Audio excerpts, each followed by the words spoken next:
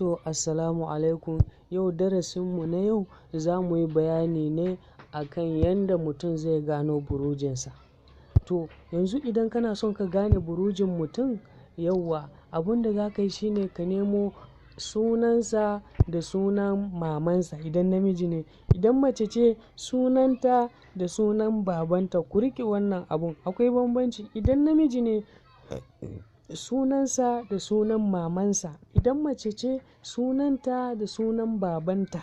Yauwa abin da za ku, idan kuka haɗa, ma'ana ka haɗa adadin sunansa shi mutumin da adadin sunan mamansa, ka haɗa su, ka haɗa total ɗin adadin sunan, sannan sai ka dinga cire 12.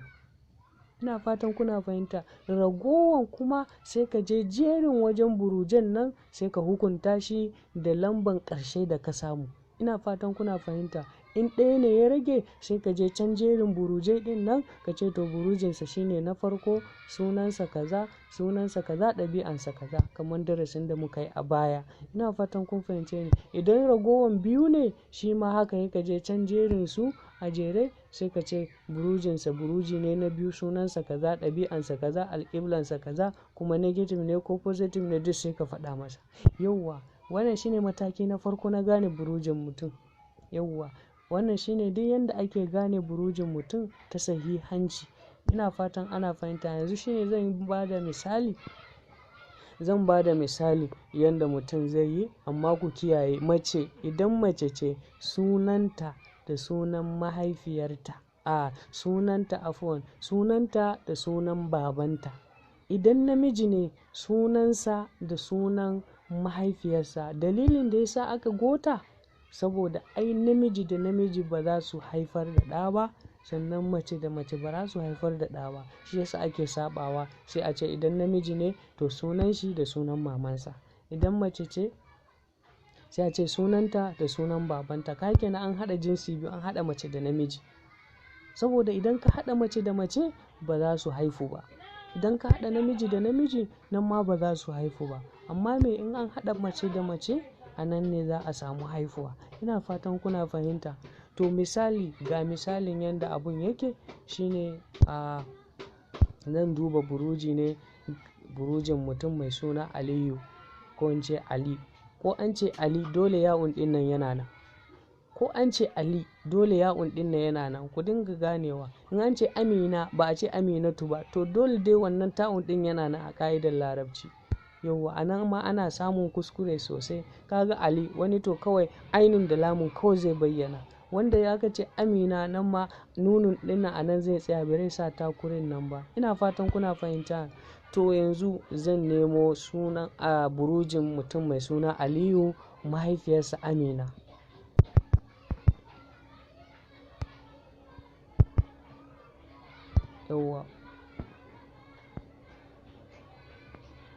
Yauwa gashi nan kamar yadda kuke gani, sunan mutum Aliyu gashi nan. Sunansa Aliyu, sunan mahaifiyarsa Amina. To sai na gano adadin Aliyu 110 ne, adadin Amina 106. Kamar yadda na faɗa muku, duk inda kuka ga alhamza da alifu baki ya zo waje ɗaya, to fa ɗaya za ka ɗauka, ɗaya za ka ba su, lamba ɗaya za ka ba su. Ina fatan kuna fahimta. Ba ka ce tunda alhamza ɗaya ne kuma alifun ma ɗaya ba ne ka ce biyu. A'a, alhamza da alifun ɗin duk za ka haɗa sai ka ba su lamba ɗaya. Ina fatan kuna fahimta. To sai na gano cewa Aliyu adadinsa 110, ita Amina kuma adadinta a sunan mamansa kenan 106. To sai na haɗa. Da na haɗa shine sai ya bani 216.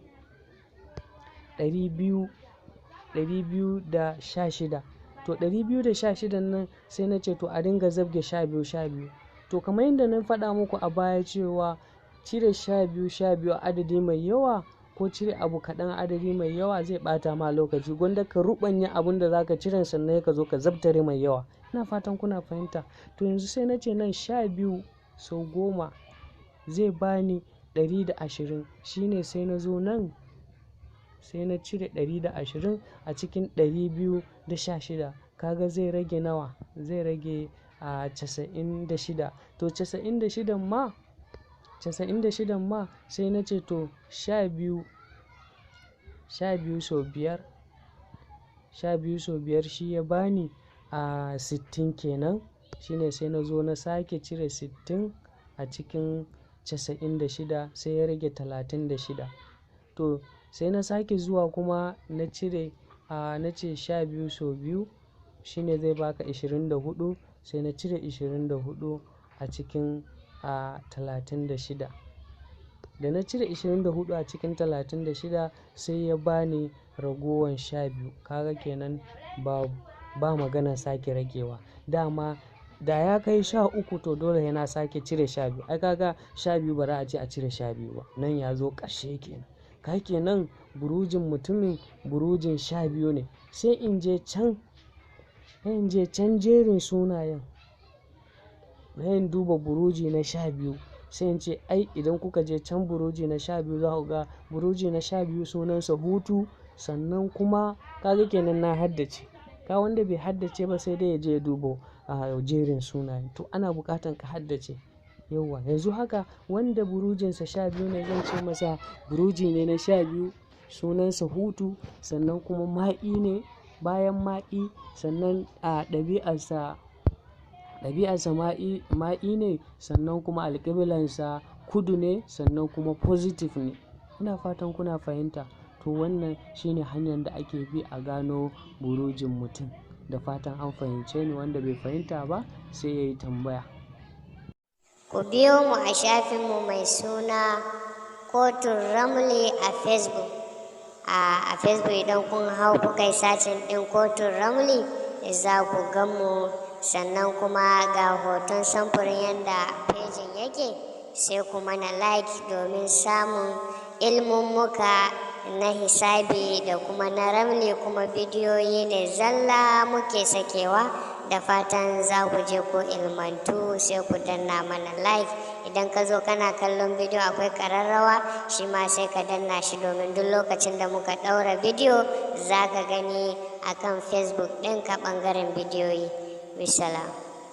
So ɗaya ake danna like ko following, za ga wani zai nuna ma abubuwa da yawa, to amma like ko following so ɗaya ake dannawa. Salamu alaikum. Idan wannan farkon zuwanka ne shafina na YouTube mai suna Hisab Ramli TV, to idan zuwanka ne na farko to ka danna mana wannan subscribing inda ka ga jan rubuta subscribe, sai ka danna mana shi. Sannan za ga ya nuna ma wani ƙararrawa, shi ma sai ka danna na farko na sama, saboda duk lokacin da muka ɗaura darussa masu ilmantarwa insha Allahu za su sanar da kai nan take ba tare da jinkiri ba. Ina fatan kun fahimce ni. Sannan idan da waɗanda suke son yin karatu ta WhatsApp, kuma karatun WhatsApp kullum muke yin karatu ba jimawa, so shi sai an biya kuɗin rijista muke saka mutum a makaranta ta WhatsApp, kuma ya fi sauri, kuma yanda aka tsara daidai yanda za ka fahimta. Kuma akwai ajujuwa daban-daban. Akwai hisabi mataki na farko har zuwa mataki na 4, akwai ramli mataki na farko har zuwa ramli mataki na 4. Ina fatan kun fahimce ni. Ku yi ƙoƙari ku danna mana subscribe, kuma idan baka san mu ba kaga bidiyon ne kawai, to za ka iya shiga YouTube kai sacin ɗin Hisab Ramli TV, sai ka mana subscribe. Za ga hoton taurari ne guda 3, ɗaya na tsakiyan ya fi sauran girma. Wannan shine tambarin channel namu mai suna Hisab Ramli TV. Sai ku je ku mana subscribe domin samun sabbin darussa masu ilmantarwa. Idan kuma ka taɓa danna mana subscribing, to sai dai ka mana liking, don so ɗaya ake danna subscribing.